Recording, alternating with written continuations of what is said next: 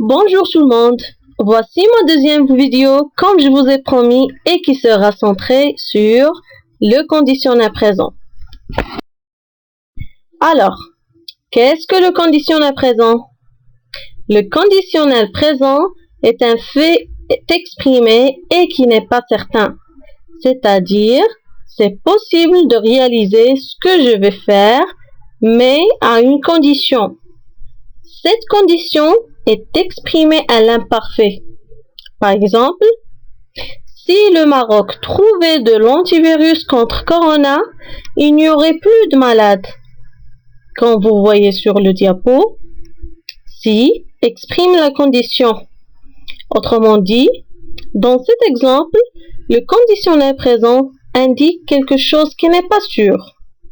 On dit il n'y aurait plus de malades. Mais, est-ce qu'on a trouvé l'antivirus contre Corona? La réponse reste relative à une condition si le Maroc trouvait de l'antivirus.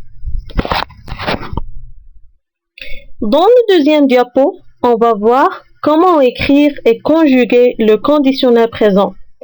C'est très simple.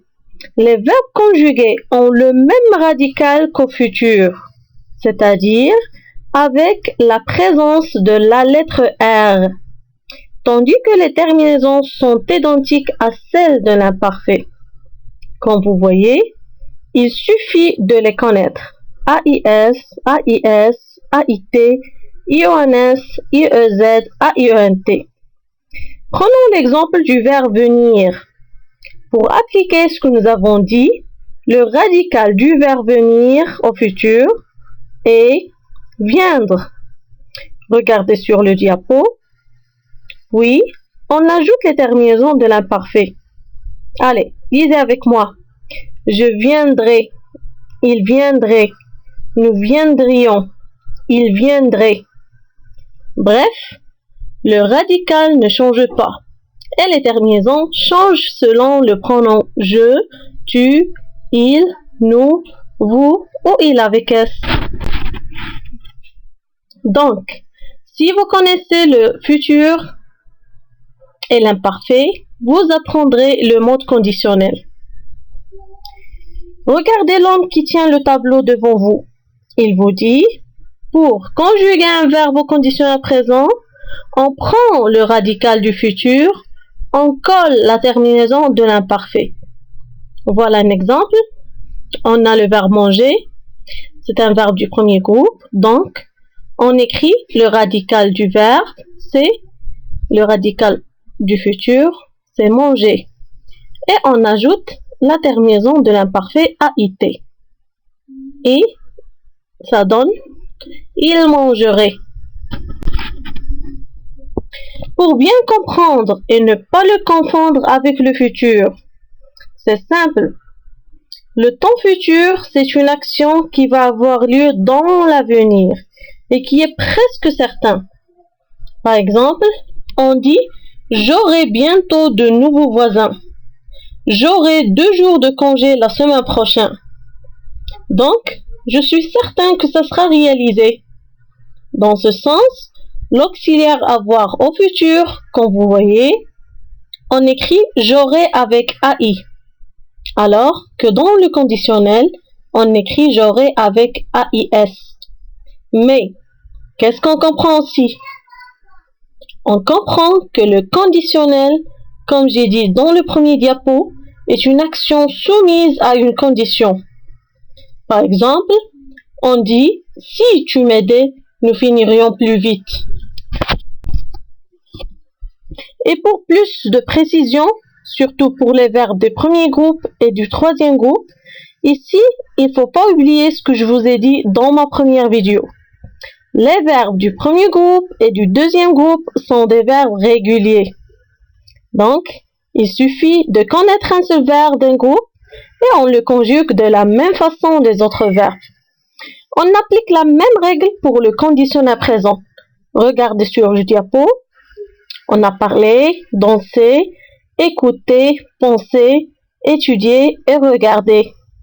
Ce sont des verbes du premier groupe.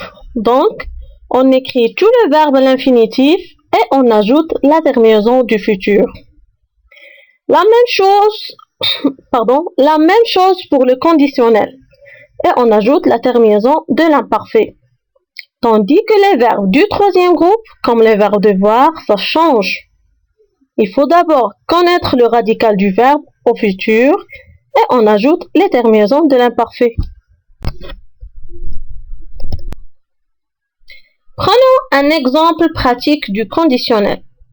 Regardez le visage de l'enfant et lisez avec moi ce qu'il désire avoir. Alors là, il désire de conquérir tout, c'est-à-dire, il aimerait être intelligent, riche, beau et célèbre et adoré par tout le monde. Mais il n'est pas sûr et certain de l'être. Autrement dit, on remarque que ce qu'il dit est contradictoire avec les traits de son visage. Et c'est ça le conditionnel.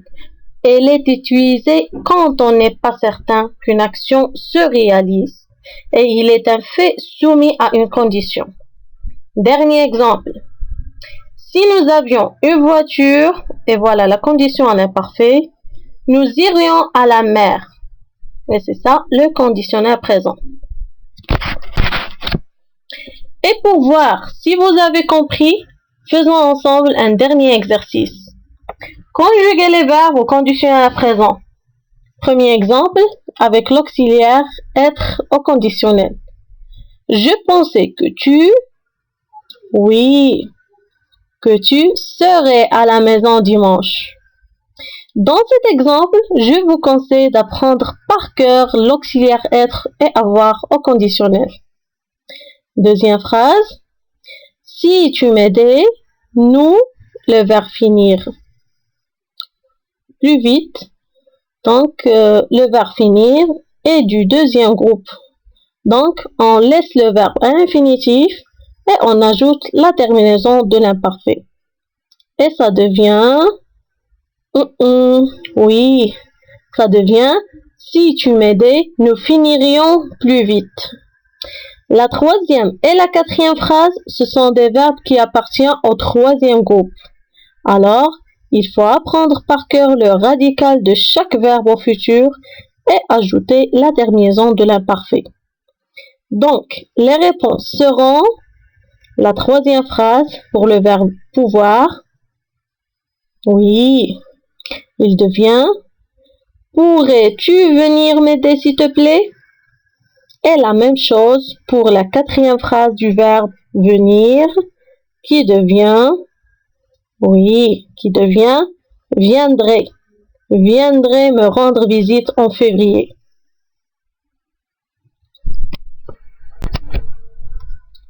Je vous donne l'occasion d'apprendre par cœur quelques verbes au conditionnel, surtout l'auxiliaire être et avoir, qui vont vous aider à comprendre le conditionnel présent et passé.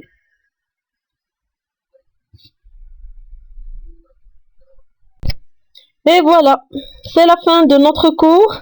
J'espère que vous avez compris quand et comment utiliser le conditionnel présent. Merci de votre attention et à bientôt.